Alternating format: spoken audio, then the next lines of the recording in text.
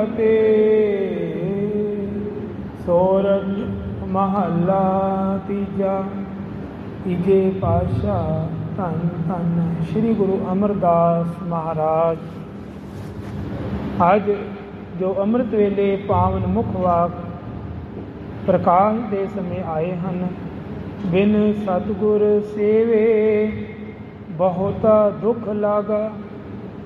ਬਿਨਾਂ ਸਤਿਗੁਰ ਦੀ ਸੇਵਾ ਕੀਤੇ ਬਹੁਤ ਵੱਡਾ ਜਾਂ ਬਹੁਤਾ ਦੁੱਖ ਲਾਗਾ, ਜ਼ਿਆਦਾ ਦੁੱਖ ਲੱਗ ਜਾਂਦਾ ਹੈ। ਜੁਗ ਚਾਰੇ ਭਰਮਾਈ, ਕਿਸ ਸਾਰੇ ਚਾਰ ਯੁਗਾਂ ਵਿੱਚ ਹੀ ਇਨਸਾਨ ਭਟਕਣਾ ਸ਼ੁਰੂ ਹੋ ਜਾਂਦਾ ਹੈ ਬਿਨਾਂ ਸੇਵਾ ਤੋਂ। ਹਮ ਦੀਨ ਤੁਮ ਜੁਗ ਜੁਗ ਦਾਤੇ।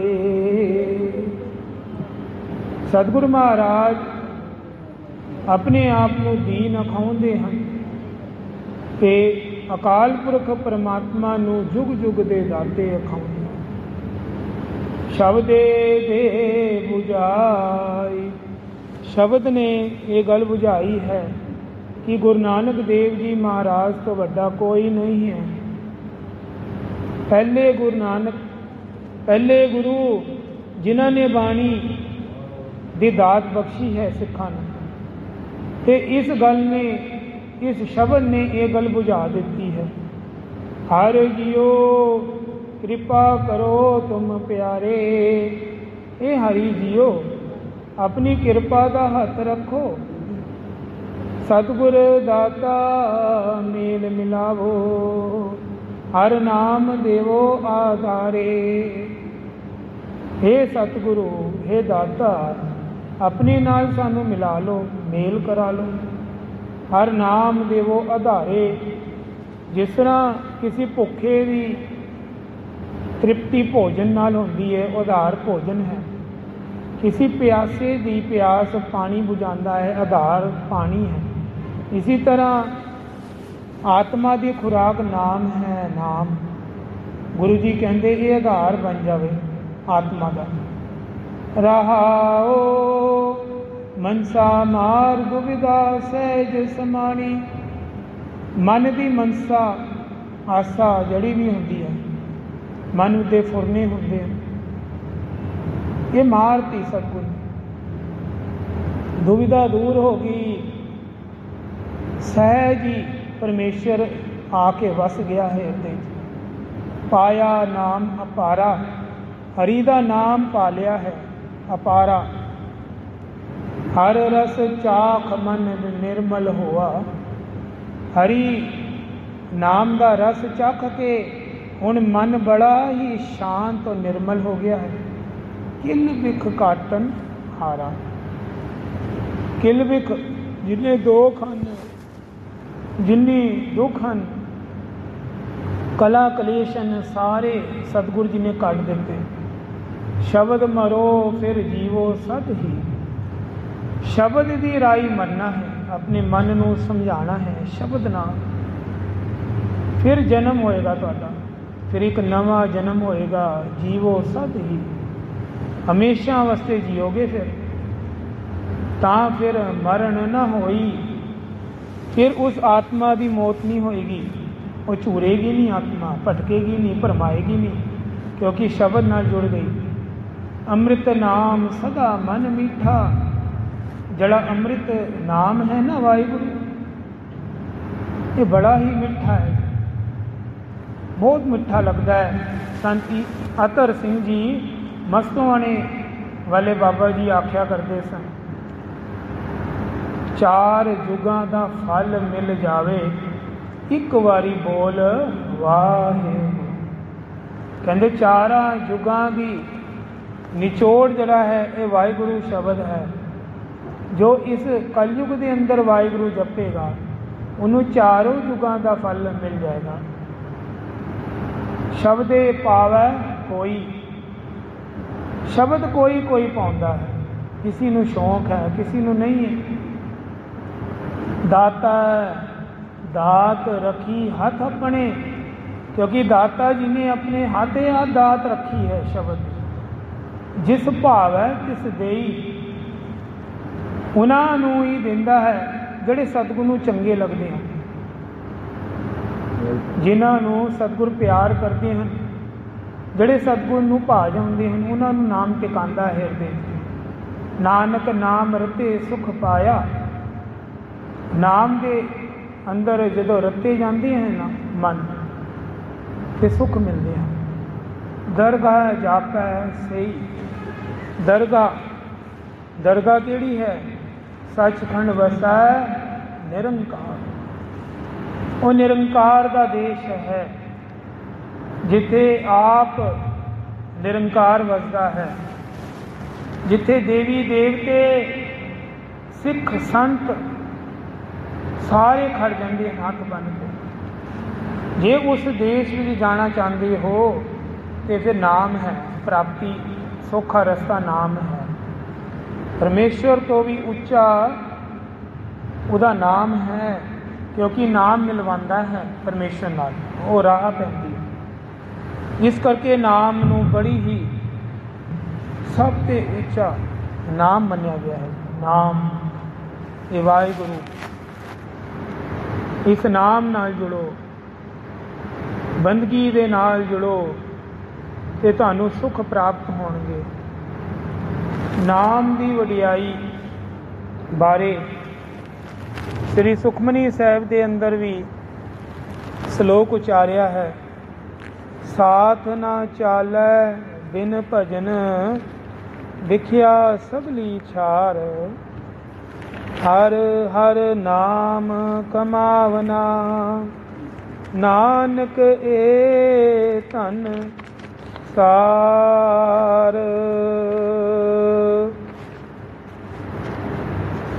ਸਤਿਗੁਰੂ ਮਹਾਰਾਜ ਇਸ ਤਰ੍ਹਾਂ ਉਚਾਰਦੇ ਹਨ।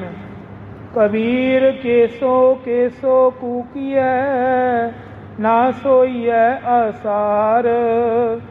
ਰਾਤ ਦਿਵਸ ਕੇ ਕੂਕਨੇ, ਕਬੂ ਕੈ ਸੁਨੇ ਪੁਕਾਰ।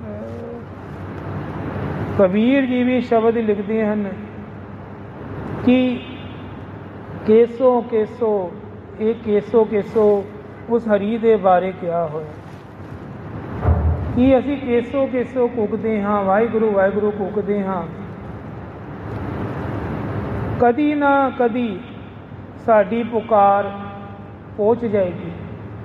ਅਸੀਂ ਰਾਤ ਦਿਨ ਜੇ ਪੁਕਾਰਾਂ ਕਰਾਂਗੇ, ਹੋ ਸਕਦਾ ਹੈ ਪ੍ਰਭੂ ਨੂੰ ਉਹ ਪੁਕਾਰ ਅੱਛੀ ਲੱਗੇ ਤੇ ਫਿਰ ਸਾਨੂੰ ਵੀ ਆਪਣੇ ਦਰ ਦਾ ਕੂਕਰ ਬਣਾ ਲਏਗਾ। ਤੇ ਜਿਸ ਦਿਨ ਅਸੀਂ ਉਹਦੇ ਦਰ ਦੇ ਬਣ ਗਏ, ਕਬੀਰ ਜੀ ਕਹਿੰਦੇ ਫਿਰ ਸਾਨੂੰ ਕੋਈ ਖਤਰਾ ਨਹੀਂ। ਫਿਰ ਤਾਂ ਨਾਮ ਦੇ ਨਾਲ ਸਾਡੀ ਲਿਵ ਲੱਗ ਜਾਣੀ ਹੈ। ਕਬੀਰ ਮੇਰਾ ਮੁਝ ਮੈਂ ਕਿਛ ਨਹੀਂ, ਜੋ ਕਿਛ ਹੈ ਸੋ ਤੇਰਾ। ਤੇਰਾ ਤੁਝ ਕੋ ਸੋਪਤੇ, ਕਿਆ ਲਾਗੈ ਮੇਰਾ। ਕਬੀਰ ਦਾਸ ਜੀ ਕਹਿੰਦੇ ਮੇਰਾ ਆਪਣਾ ਤੇ ਕੁਛ ਹੈ ਹੀ ਨਹੀਂ, ਨਾ ਸਰੀਰ ਹੈ, ਨਾ ਮਨ ਹੈ, ਨਾ ਧਨ ਹੈ, ਕੁਛ ਨਹੀਂ ਹੈ।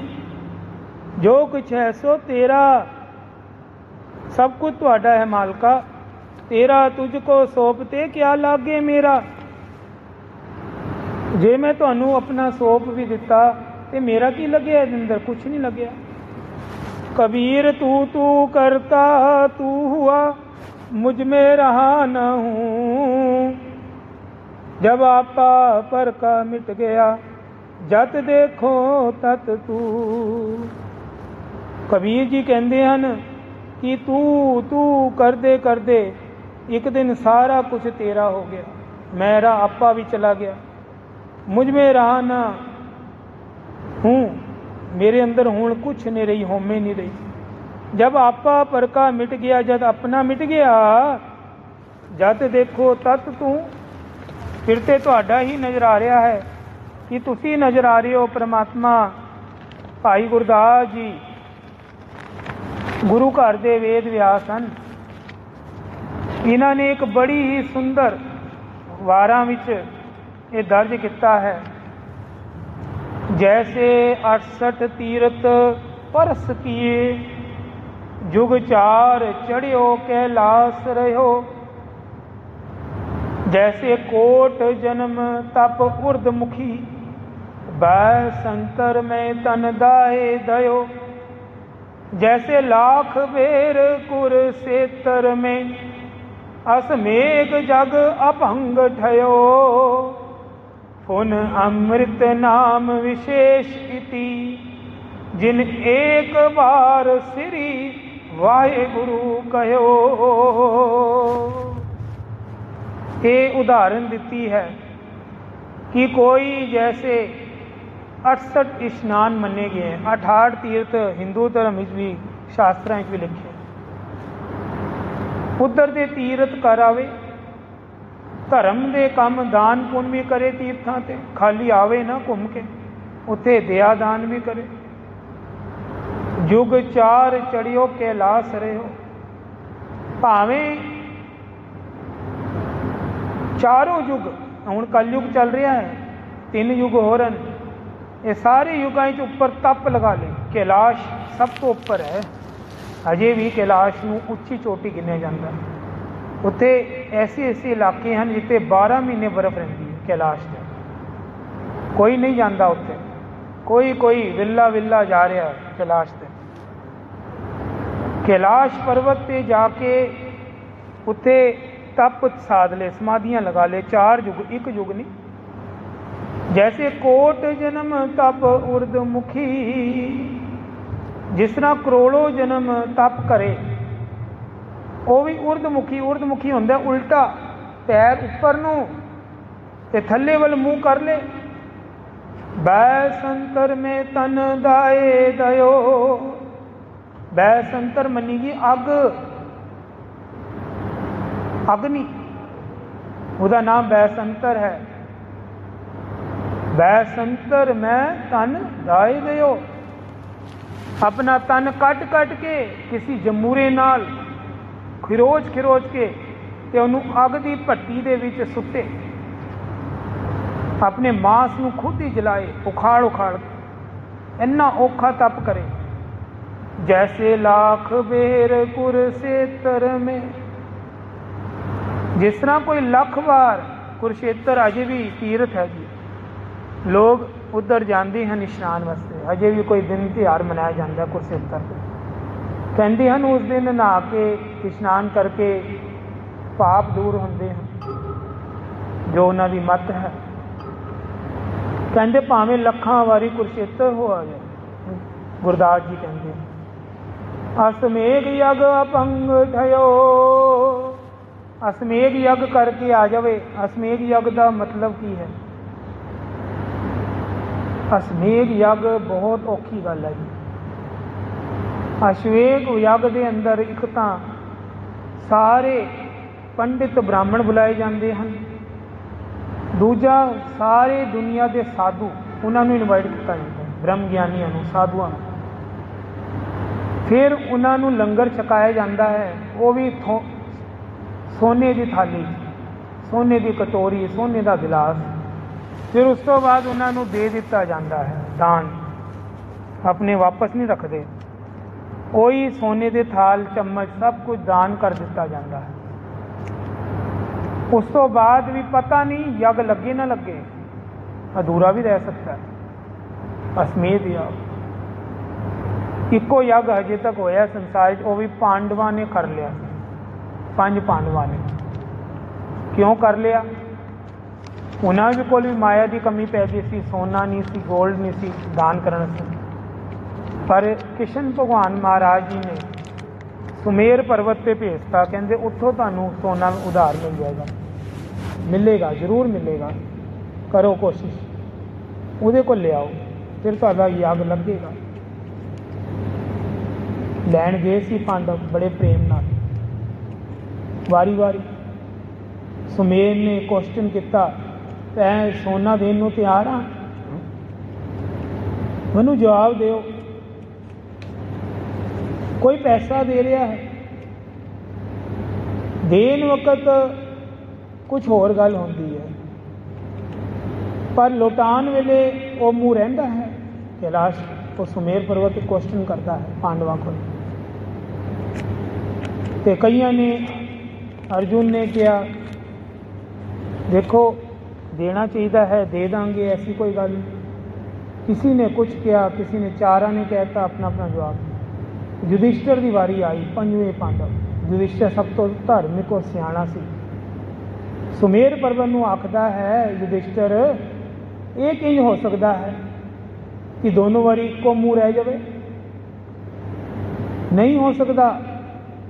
भाव वापस लौटान वेले औखा तो होंदा ही है इंसान, क्यों नहीं होंदा? ये कोई आश्चर्य की गल नहीं है, ये तो नीति है। हुण वो सुमेर खुश हो गया। सुमेर कहता हुण जिन्ना मर्जी लै जाओ, ढो के भर के थैले भर के सोना लै जाओ, मैं देन नूं तैयार हाँ। मेरे कोल अपनी गल का जवाब आ गया है। फिर जदों सोना दान किया गया, उत्थे फिर प्रॉब्लम खड़ी हो गई। उत्थे एक ब्रह्म ज्ञानी रह गया साधु, जो आवन ही ना, लंगर छकन ही ना आन। पांडव कृष्ण भगवान सारे सलामा करते हैं, किद्दां होएगा लंगर? वो तो वाल्मीकि है, वो नहीं आते, वो नहीं आएंगे। हुण पांडव वारी वारी गए बेनती करन, कोई गल नहीं बनी। द्रौपदी भी गल सुनती सी, द्रौपदी सियाणी सी। द्रौपदी कहती की कहते हैं वाल्मीकि जी, की मंग करते हैं साधु? कहते वो कहते हैं मैं लंगर छकन नूं तैयार हाँ, पर मैनू एक असमेघ जग का फल दे दो। वो कहते पांडव असी एक यग तो पूरा नहीं कर पा रहे, तो तुसी कहते हो वो फल भी सानू दे दो। ये किद्दां हो सकता है? पहले साडा ही तो पूरा नहीं हो रहा, ये काम नहीं हो सकता। जवाब मिल गया। द्रौपदी कहती ठीक है मैं जानी। द्रौपदी पैरों नंगी लंगर चक के बड़ी शरधा नाल साधु की कुटिया च गई। साधु नूं नमस्कार टेक के कहती द्रौपदी कि चलो साडे घर भोजन है, लंगर है, आओ छकना करो। वो कहते नहीं, मैनू पहले असमेघ यग का फल चाहिए है, तां जिहड़ा तुसीं करदे हो तां। द्रौपदी कहते ठीक है, सानू शर्त मंजूर है।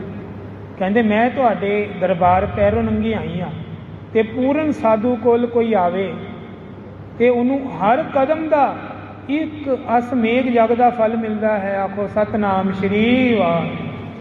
जिन्ने कदम है गिन लो जाओ, ये तुहाडा काम है, मैनू नहीं पता।